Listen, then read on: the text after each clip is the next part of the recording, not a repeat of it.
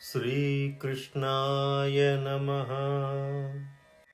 కిందటి 2 అధ్యాయములలో సాంఖ్యలో జ్ఞాన కర్మ, కర్మయోగంలో ముఖ్యంగా కర్మ వివరించిన పిమ్మట శ్రీకృష్ణ భగవానుడు ఆయా వివరములు పరంపరానుగతంగా ఎలా వచ్చినవో వివరిస్తూ ఇమం వివస్వతే యోగం ప్రోక్తవాన్ అహం అవ్యయం వివస్వాన్ మనవే ప్రాహ మనుః ఇక్ష్వాకవే అబ్రవీత్ ఏవం పరంపరా ప్రాప్తం ఇమం రాజర్షయో విదుః స కాలేన ఇహ మహతా యోగో నష్టః పరంతప స ఏవా అయం మయా తే అద్య యోగః ప్రోక్తః పురాతనః భక్తో అసి మే సఖా చేతి రహస్యం హి ఏతదుత్తమం. నేను నిత్య సత్యమైన ఈ యోగమును సూర్యునకు తెలిపితిని. సూర్యుడు తన పుత్రుడైన వైవస్వత మనువునకు దీనిని బోధించెను. ఆ మనువు తన కుమారుడైన ఇక్ష్వాకునకు ఉపదేశించెను. ఓ పరంతప, ఈ విధముగా పరంపరా ప్రాప్తమైన ఈ యోగములు రాజర్షులు ఎరింగిరి. కాని అనంతరము ఈ యోగము కాలక్రమమున భూలోకమునందు లుప్తప్రాయమయ్యను. ఈ యోగము ఉత్తమమైనది, రహస్యముగా ఉంచదగినది. నీవు నాకు భక్తుడవు, ప్రియ సఖుడవు కనుక మిక్కిలి పురాతనమైన ఈ యోగమును నేడు నీకు తెలుపుచుంటిని. అది వినిన అర్జునుడు ఒక ప్రశ్న అడుగుతున్నాడు. అపరం భవతో జన్మ పరంజన్మ వివస్వతః కథం ఏతద్విజానీయాం త్వం ఆదౌ ప్రోక్తవాన్ ఇతి. కృష్ణ, నీ జన్మ ఇటీవలదే. సూర్యుని జన్మ కల్పాదియందు జరిగినది, అనగా అతి ప్రాచీనమైనది. కనుక నీవు సూర్యునకు దీనిని ఉపదేశించుట ఎట్లు సాధ్యపడును? దీనిని నేను విశ్వసించుట ఎట్లు? శ్రీకృష్ణుడు సమాధానం చెబుతూ, బహూని మే వ్యతీతాని జన్మాని తవ చ అర్జున తాని అహం వేద సర్వాణి న త్వం వేత్త పరంతప అజోऽపి సన్ అవ్యయాత్మా భూతానామీశ్వరోऽపి సన్ ప్రకృతిం స్వాం అధిష్ఠాయ సంభవామి ఆత్మమాయయా. ఓ పరంతప, నాకును నీకును పెక్కు జన్మలు గతించినవి. కాని వాటినన్నింటినీ నేను ఎరుగుదును, నీవు ఎరగవు. నేను జన్మరహితుడను, నిత్యుడను, సమస్త ప్రాణులకు ఈశ్వరుడను. అయినను నా ప్రకృతిని ఆధీనములో నుంచుకొని నా యోగమాయచే అవతరించుచుందును. యదా యదా హి ధర్మస్య గ్లానిర్భవతి భారత అభ్యుత్థానం అధర్మస్య తదాత్మానం సృజామ్యహం పరిత్రాణాయ సాధూనాం వినాశాయ చ దుష్కృతాం ధర్మ సంస్థాపనార్థాయ సంభవామి యుగే యుగే. ఓ భారత అర్జున, ధర్మమునకు హాని కలిగినప్పుడును అధర్మము పెచ్చు పెరిగి పోవుచున్నప్పుడును నన్ను నేను సృజించుకుందును, అనగా సాకార రూపములో ఈ లోకమున అవతరింతును. సత్పురుషులను పరిరక్షించుటకును, దుష్టులను రూపుమాపుటకును, ధర్మమును సుస్థిరము వనర్చుటకును నేను ప్రతియుగమునందును అవతరించుచుందును. జన్మ కర్మ చ మే దివ్యం ఏవం యో వేత్తి తత్వతః త్యక్త్వా దేహం పునర్జన్మ నయేతి మామేతి సో అర్జున. ఓ అర్జున, నా జన్మ అవతారములు కర్మములు అన్యు దివ్యములు అనగా నిర్మలములు అలౌకికములు. ఈ తత్వ రహస్యమును తెలుసుకొనినవాడు తనువును చాలించిన పిమ్మట మరల జన్మింపడు, సరికదా నన్నే చేరును. వీతరాగ భయక్రోధా మన్మయా మాం ఉపాశ్రితాః బహవో జ్ఞాన తపసా పూతా మద్భావం ఆగతాః.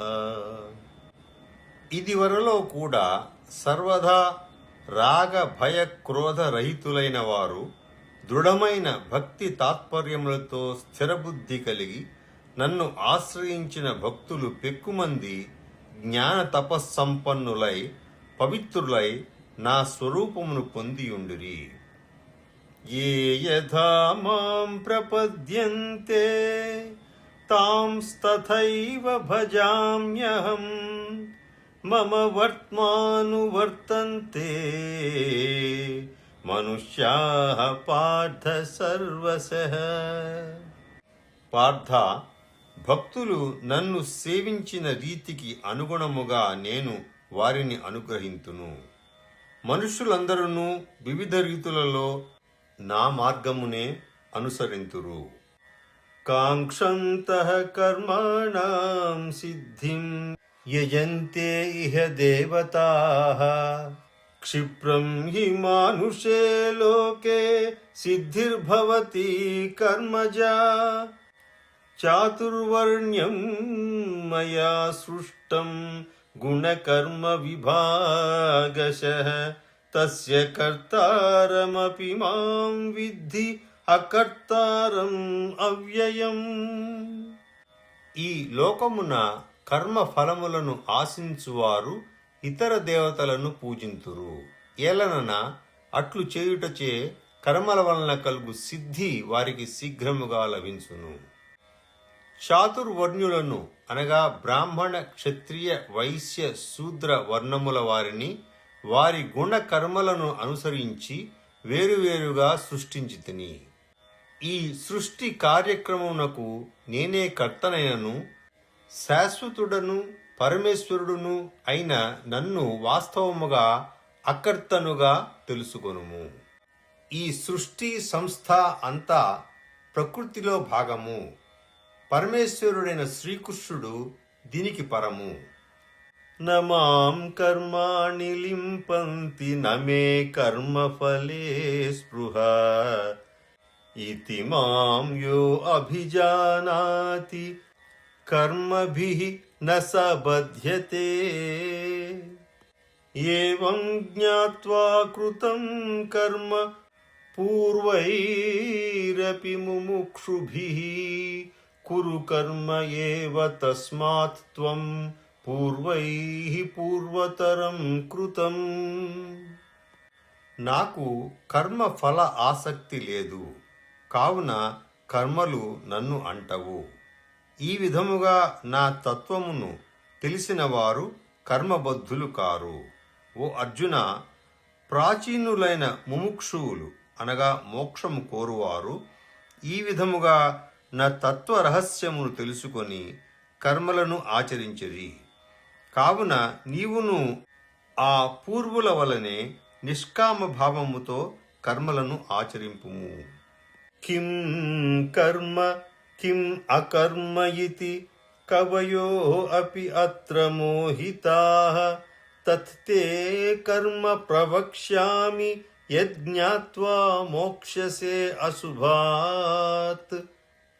కర్మణో హి అపి బోద్ధవ్యం బోద్ధవ్యం చ వికర్మణః అకర్మణశ్చ బోద్ధవ్యం గహనా కర్మణో గతిః.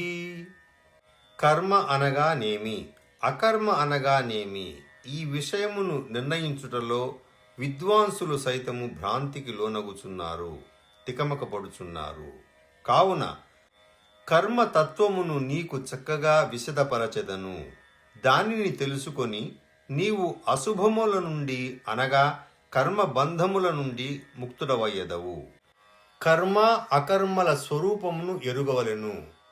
అట్లాగే వికర్మ అనగా చేయకూడనిది, దాని యొక్క లక్షణము కూడా పూర్తిగా తెలుసుకొనవలెను. ఏలనన కర్మతత్వము అతి నిగూఢమైనది. కర్మణి అకర్మయః పశ్యేత్ అకర్మణి చ కర్మయః స బుద్ధిమాన్ మనుష్యేషు సయుక్తః కృత్స్న కర్మకృత్. యస్య సర్వే సమారంభాః కామ సంకల్పవర్జితాః జ్ఞానాగ్నిదగ్ధ కర్మాణం తం ఆహుః పండితం బుధాః. కర్మయందు అకర్మను, అకర్మయందు కర్మను దర్శించువాడు మానవులలో బుద్ధిశాలి. అతడు యోగి మరియు సమస్త కర్మలు చేయువాడు. కర్మల వలన భోక్తృత్వము, అకర్మలలో కర్తృత్వము, ఈ రెండును పరమేశ్వరునకు సమర్పించవలెను. ఈ రెండు ఎరిగినవాడు నిజమైన యోగి, అతి బుద్ధిశాలి.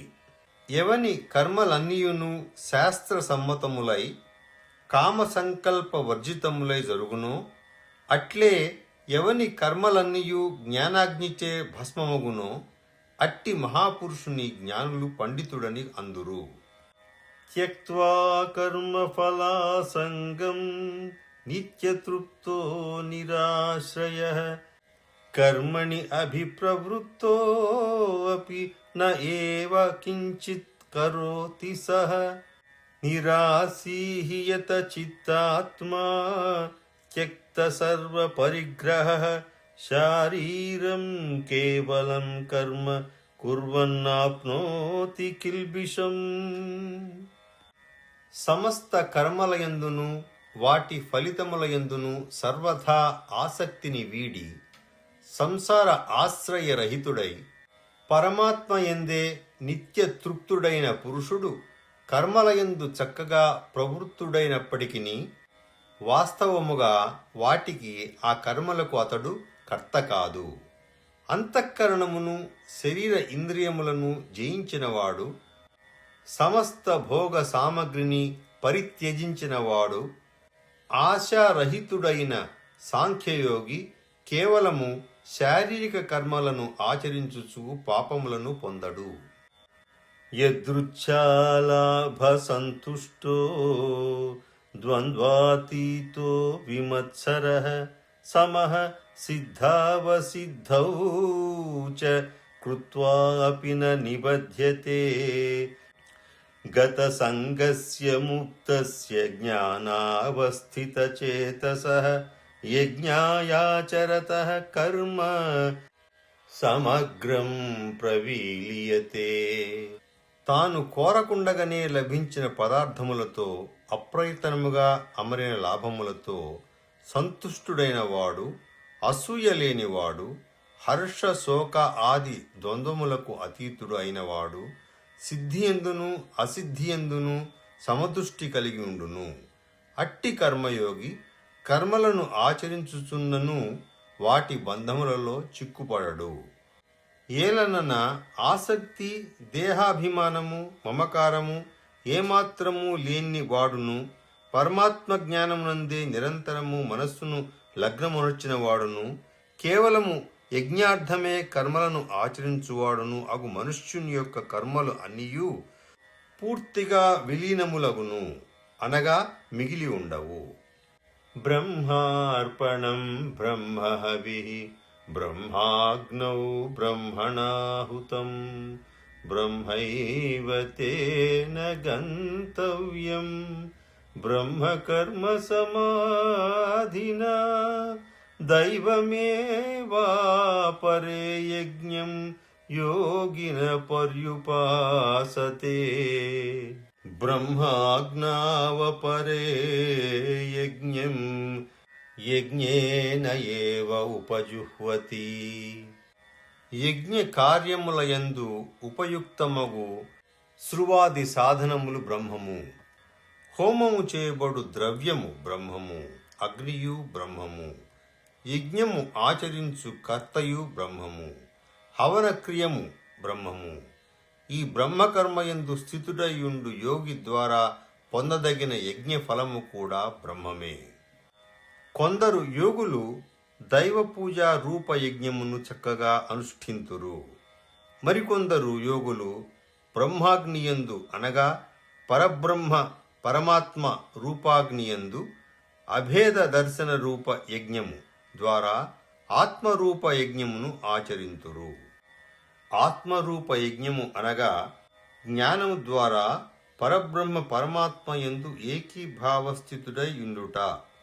శ్రోత్రాదీనింద్రియాణి అన్యే సంయమాగ్నిషు జుహ్వతి శబ్దాదీన్ విషయాని అన్య ఇంద్రియాగ్నిషు జుహ్వతి సర్వాణీంద్రియకర్మాణి ప్రాణకర్మాణి చాపరే ఆత్మ సంయోగమయోగాగ్నౌ జుహ్వతి జ్ఞానదీపితే. ఆ యజ్ఞకర్మలు ఇంకను వివరిస్తూ కొందరు యోగులు శ్రోత్రాది ఇంద్రియములను సంయమన రూపాగ్నులయందు హోమము చేయుదురు. మరికొందరు యోగులు శబ్దాది సప్త విషయములను ఇంద్రియ రూపాగ్నులయందు హవనము చేయుదురు. అనగా యోగులు మనోనిగ్రహము ద్వారా ఇంద్రియములను అదుపు చేయుదురు. తత్ఫలితముగా శబ్దాది విషయములు ఎదురుగా ఉన్నను లేకున్నను వాటి ప్రభావం వారి ఇంద్రియములపై ఏమాత్రము ఉండదు.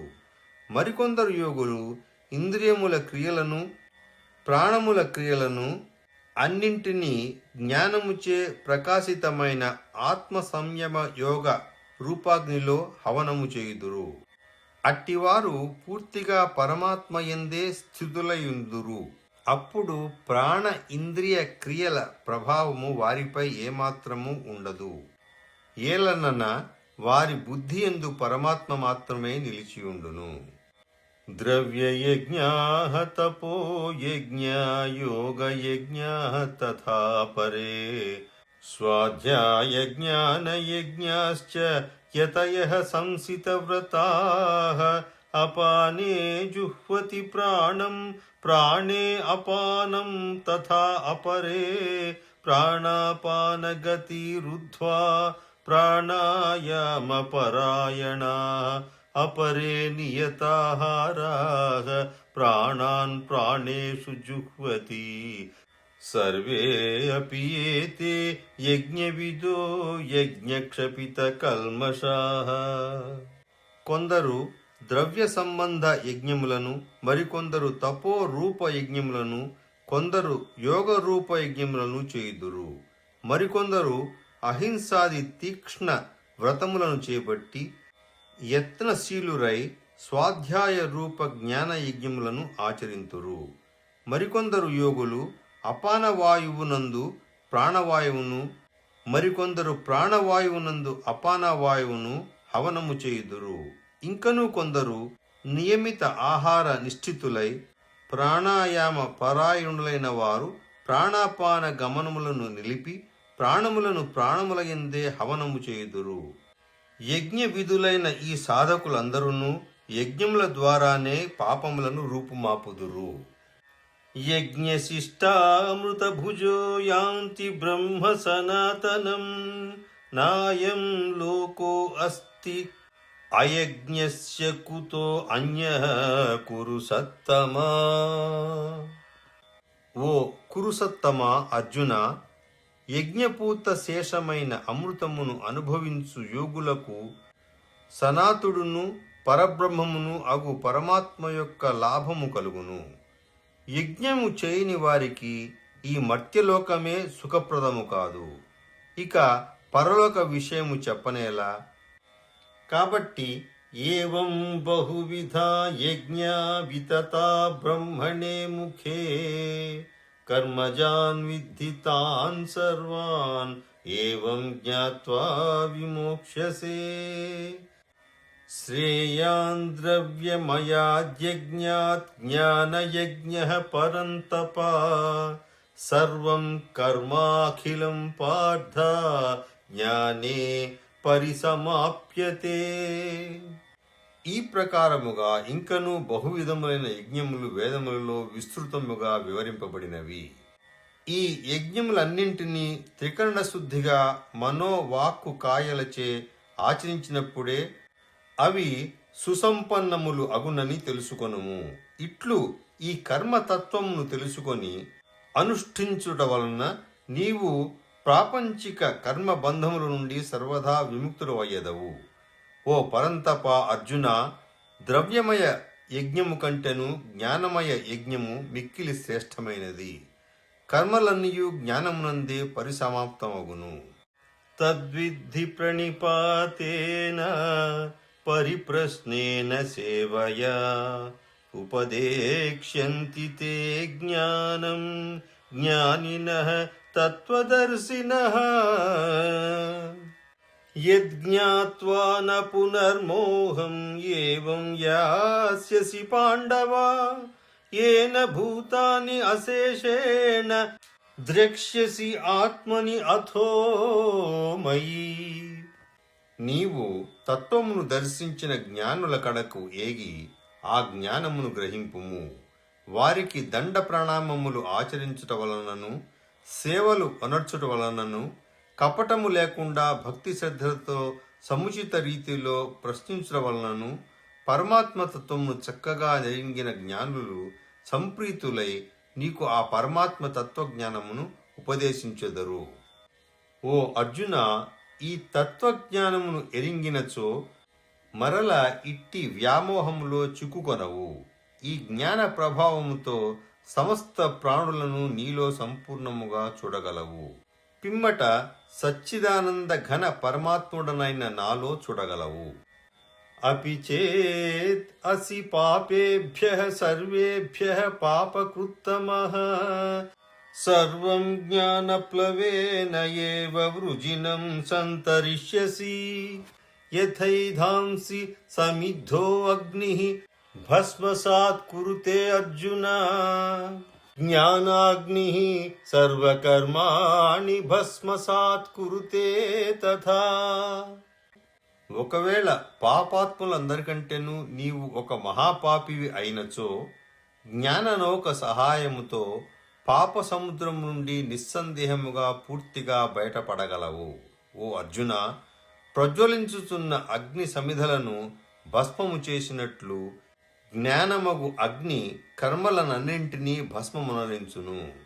నహి జ్ఞానేన సదృశం పవిత్రం ఇహ విద్యతే తత్స్వయం యోగ సంసిద్ధః కాలేనాత్మని విందతి.